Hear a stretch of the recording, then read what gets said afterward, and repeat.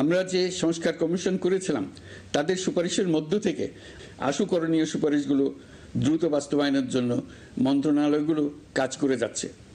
মে মাস পর্যন্ত বিভিন্ন সংস্কার কমিশন থেকে প্রাপ্ত সুপারিশের ভিত্তিতে ৫৪টি মন্ত্রণালয়ে ১২৯টি সুপারিশ বাস্তবায়ন করা হয়েছে। এই সকল সংস্কার কাজের মধ্যে কয়েকটি চুম্বক অংশ আজ আপনাদের সামনে তুলে ধরতে চাই।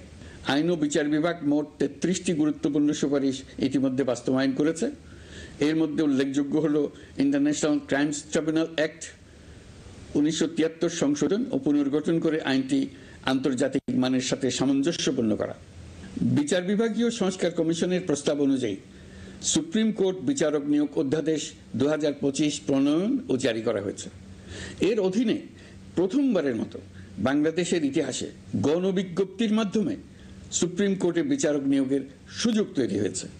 দেওয়ানি কার্যবিধির সংশোধন করা হয়েছে, যার ফলে এখন বাদীকে আর দিনের পর দিন সশরীরে আদালতে যেতে হবে না।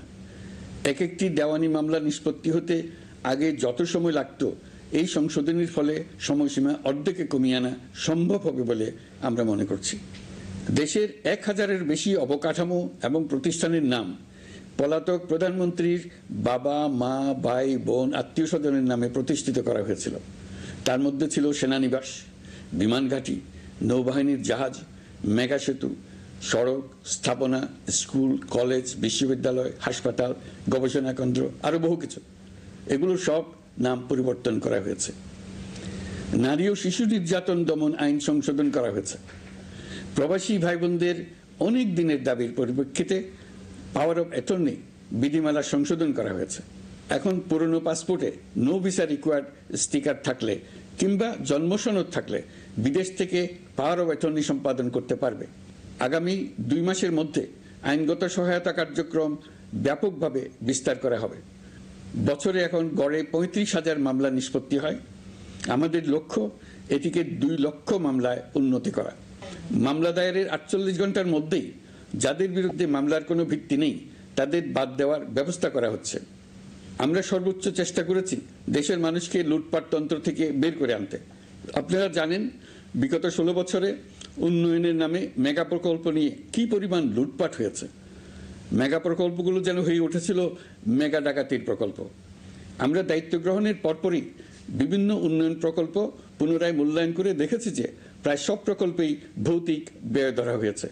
শুধুমাত্র সড়ক পরিবহন ও মহাসড়ক বিভাগ, সেতু বিভাগ, রেল মন্ত্রণালয়, বিদ্যুৎ বিভাগ, জ্বালানি ও খনিজ সম্পদ বিভাগ, এই 5টি বিভাগে ব্যয় সংকোচ করা হয়েছে ৪৬,৩০৮ কোটি টাকা।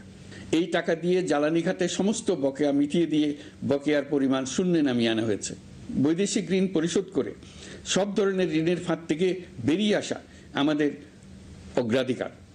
দেশে বিনিয়োগ বাড়ানো ও নতুন কর্মসংস্থান তৈরিতে আমাদের গুরুত্ব দিতেই হবে। তা না হলে এদেশকে আমরা যে স্থানে নিয়ে যেতে চাই সেখানে নিয়ে যাওয়া সম্ভব হবে না। বিনিয়োগ ও কর্মসংস্থানের ব্যাপারে রাজনৈতিক দল ও জনগণ আমাদের সর্বাত্মক সমর্থন করছেন। সকলের মধ্যে ব্যাপক আগ্রহ, কৌতূহল আমাদের অনুপ্রেরণা যোগাচ্ছে। সংশ্লিষ্টদের সঙ্গে আলোচনা করে বিনিয়োগ পরিবেশ উন্নত করতে ৩০টি মূল সংস্কার কাজকে অগ্রাধিকার দেওয়া হয়েছে এবং ইতিমধ্যে 18টি সুপারিশ বাস্তবায়ন করা হয়েছে। বিনিয়োগ বান্ধব পরিবেশ গড়ে তুলতে এবং দেশি বিদেশি শিল্প প্রতিষ্ঠানের মধ্যে সংযোগ সৃষ্টি করতে আমরা সর্বোচ্চ চেষ্টা করে যাচ্ছি। গত অক্টোবর হতে মার্চ পর্যন্ত নেট বিদেশি বিনিয়োগ এসছে মোট ৭৫৬ মিলিয়ন মার্কিন ডলার, অর্থাৎ প্রায় ৯,২৪৭ কোটি টাকা। বাংলাদেশ ইনভেস্টমেন্ট সামিট ২০২৫-এ নির্দিষ্ট খাতভিত্তিক সেশনের মাধ্যমে ব্যবসায়ী চেম্বার, ব্যাংক ও বেসরকারি খাতের অন্যান্য অংশীদারদের মধ্যে আলোচনা হয়েছে। ইনভেস্টমেন্ট সামিটে বিদেশি বিনিয়োগকারীরা ও রাজনৈতিক দলগুলোর মধ্যেও আলোচনার জন্য আলাদা ব্যবস্থা রাখা হয়েছিল, যাতে করে পরবর্তীতে যে দলই ক্ষমতায় আসুক না কেন তারা যেন বিনিয়োগ বান্ধব বাংলাদেশ গড়তে নিজেদের প্রতিশ্রুতির কথা জানাতে পারেন। সম্প্রতি চীনের বাণিজ্য মন্ত্রী চীনের ১০০টি কোম্পানির প্রায় ১৫০ বিনিয়োগকারী ও ব্যবসায়ী নিয়ে বাংলাদেশে এসছেন। আমরা আশা করছি খুব দ্রুতই বড় আকারের বিদেশি বিনিয়োগ দেখতে পাব। সম্প্রতি আমি চীন, কাতার, জাপান সহ কয়েকটি দেশ সফর করেছি। এসব সফরেও বিভিন্ন বৈঠকে বাংলাদেশের অর্থনৈতিক সম্ভাবনা অগ্রগতির কথা তুলে ধরেছে। দ্বিপাক্ষিক বাণিজ্য বিনিয়োগের বিষয়ে ফলপ্রসূ আলোচনা হয়েছে। আরও বেশি সংখ্যক বাংলাদেশি যাতে বিদেশে কর্মসংস্থানের সুযোগ পায় সে চেষ্টা করেছে। বাংলাদেশে কাতারি বিনিয়োগকারীদের জন্য একটি বিশেষ অর্থনৈতিক অঞ্চল গড়ে তোলার বিষয়ে আমাদের মধ্যে আলোচনা হয়েছে। বাংলাদেশের লাখো লাখো ছেলেমেয়েরা মাদ্রাসায় পড়াশোনা করে, তাদের জন্য প্রযুক্তি শিক্ষা ও বিদেশি ভাষা শিক্ষা চালু করতে আমরা কাতার চ্যারিটির সাহায্য চেয়েছি। গত মাসে আমি জাপান সফরে গিয়েছিলাম।